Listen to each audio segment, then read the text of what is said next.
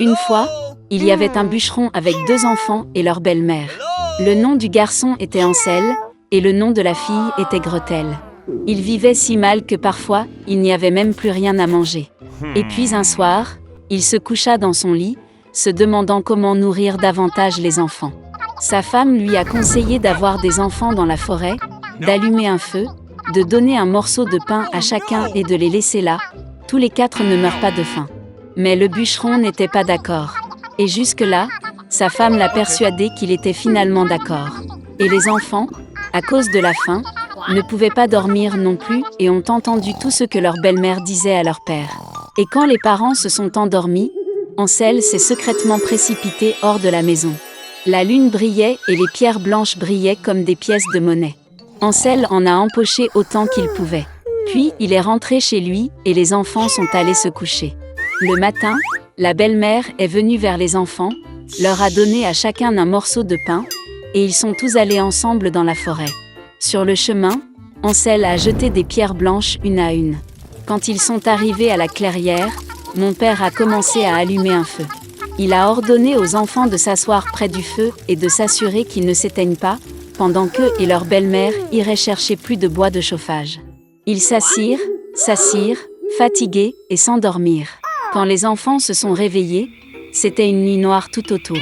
Et quand un mois complet s'était levé dans le ciel, Ansel prit sa sœur par la main et partit, cherchant le chemin à travers les cailloux, qui brillaient comme des pièces de monnaie neuve, et leur montra le chemin. Ils ont marché toute la nuit. À l'aube, ils sont venus chez leur père. Un certain temps passa. Et les enfants ont de nouveau entendu comment la belle-mère a commencé une nuit à supplier leur père de se débarrasser des enfants. Il a refusé, mais sa femme ne voulait pas l'écouter, elle l'a maudit et lui a exprimé toutes sortes de reproches.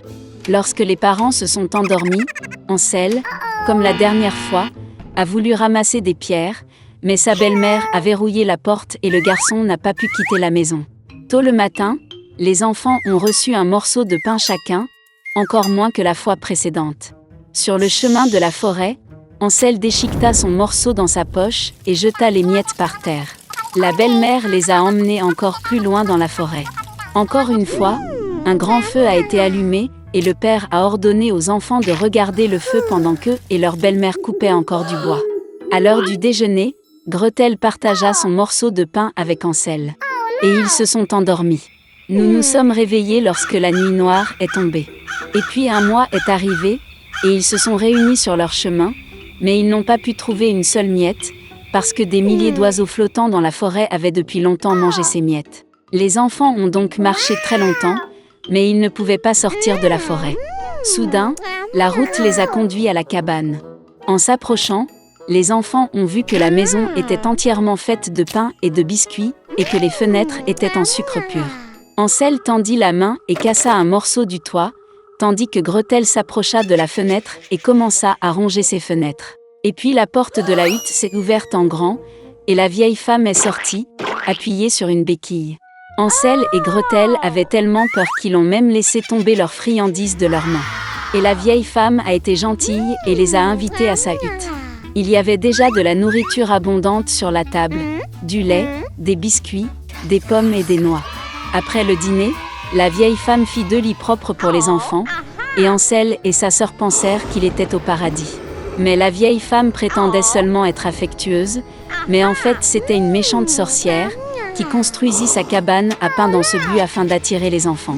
Tôt le matin, pendant que les enfants dormaient, elle prit Ansel et le mit dans une petite cage. Et elle a ordonné à sa sœur de faire tout ce que la méchante sorcière exigeait d'elle. La vieille femme décida d'engraisser le garçon pour le manger plus tard. Gretel a donc commencé à cuisiner les plats les plus délicieux pour Ansel, et elle-même n'a eu que des restes. Un certain temps passa, et le garçon ne grossit pas. Puis la vieille femme ne voulut plus attendre et décida de cuisiner et de manger Ansel. Elle a ordonné à Gretel d'allumer le poêle et d'appliquer de l'eau. Lorsque le poêle s'est réchauffé, la vieille femme lui a ordonné de monter dans le poêle et de voir s'il faisait assez chaud.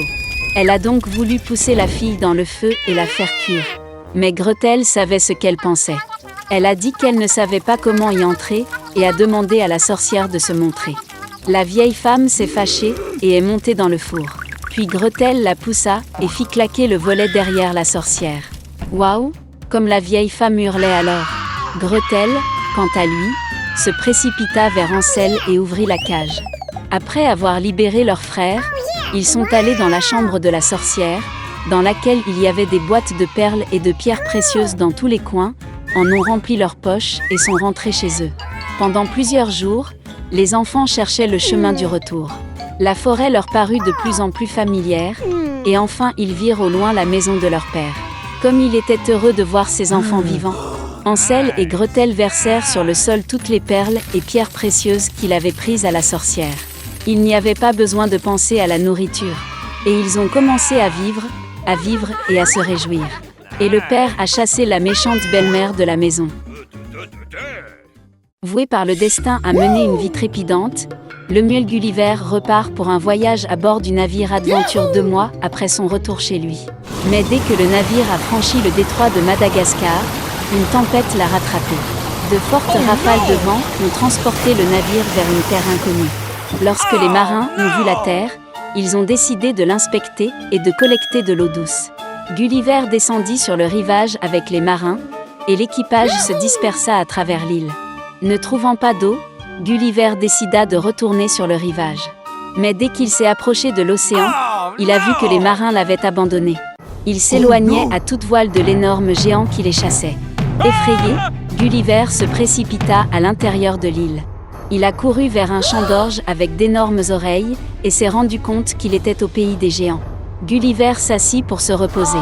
Mais avant d'avoir le temps de reprendre son souffle, il remarqua un pied énorme qui était sur le point de lui marcher dessus. Gulliver a commencé à crier aussi fort qu'il le pouvait. Et le géant l'a remarqué. Il souleva Gulliver de la main, l'examina attentivement et porta le petit homme chez le propriétaire fermier. Le fermier a essayé de parler à Gulliver, mais sa voix était si forte qu'elle a assourdi le petit homme. Puis le propriétaire a ramené Gulliver à la maison. À la maison, la famille du fermier se préparait pour le dîner. Le petit homme était assis sur une table où gisaient de gigantesques morceaux de bœuf et de pain. Mais avant que Gulliver n'ait eu le temps de rompre son pain, le fils du fermier l'a saisi à l'envers et a commencé à le secouer. Il a pris Gulliver pour un jouet et a essayé de le mettre dans sa bouche. Puis le père menaça bruyamment son fils et lui demanda de traiter le petit homme avec plus de soin. Plus tard, la fille de 9 ans du fermier a fait un lit pour Gulliver, lui a cousu des vêtements et lui a même appris la langue des géants. La fille a donné à Gulliver le nom de Grildrig, qui signifie « nain ». Il l'a appelé une nounou. Gulliver a suscité un grand intérêt parmi les autres géants, alors le fermier a commencé à le montrer à des foires pour de l'argent. Mais des performances fréquentes ont miné la santé de Gulliver. Puis le fermier vendit joyeusement le petit homme à la reine. Alors Gulliver a déménagé au palais et est devenu le chouchou de la famille royale. Cependant, le nain de la cour, qui n'était plus considéré comme le plus petit homme du royaume, n'aimait pas Gulliver et ruinait sa vie de toutes les manières possibles. Une fois, alors que Gulliver se promenait dans le jardin, le nain a commencé à lâcher le pommier. Et Gulliver a dû échapper aux pommes géantes qui tombaient. Et à une autre occasion, un nain agile a poussé Gulliver dans un énorme pot de crème. Et seul le cuisinier, entré à l'heure, a sauvé le petit homme d'une mort inévitable. Mais ce n'est pas seulement à cause du nain que Gulliver a eu des ennuis. Alors un matin, pendant le petit déjeuner, il a été attrapé par le singe du chef. Comme un petit, elle a commencé à bercer Gulliver, puis l'a traîné sur le toit. Les géants se sont précipités pour sauver le petit homme.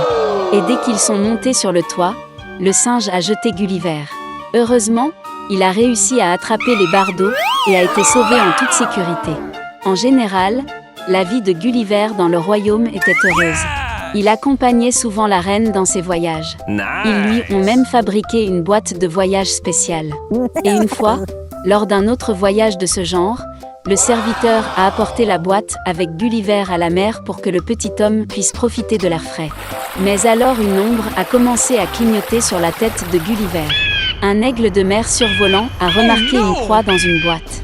Il attrapa la bague sur le couvercle du coffre avec son bec et porta Gulliver au-dessus de l'océan. À un moment donné, l'oiseau a libéré la boîte et le captif s'est retrouvé en pleine mer. Gulliver réussit à peine à ouvrir la trappe supérieure. Il se mit à crier et à agiter son mouchoir. Finalement, Il a été repéré du navire et a aidé à sortir. Ainsi, après toutes les aventures, Gulliver est retourné en Angleterre. Pendant longtemps, il n'a pas pu s'habituer aux objets et aux personnes de taille normale. Et la femme de Gulliver, effrayée qu'il soit devenu fou, a strictement interdit à son mari de penser au voyage.